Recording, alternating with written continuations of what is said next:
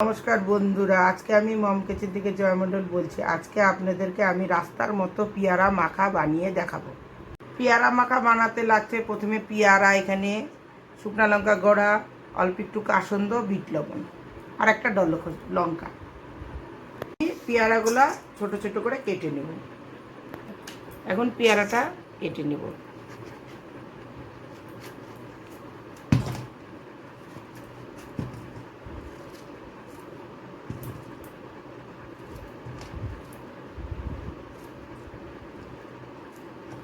এখন আমি এইভাবেই সব পেয়ারাগুলা কেটে নিব।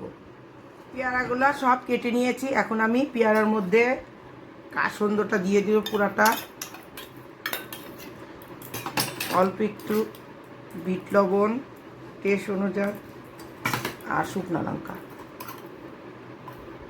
এখন এটাকে আমি ভালো করে মাখবো।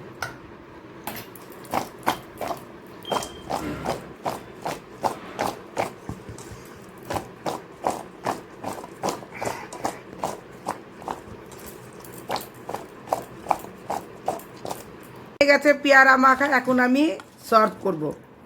আমার ভিডিওটা পছন্দ হলে লাইক, শেয়ার, সাবস্ক্রাইব করবেন।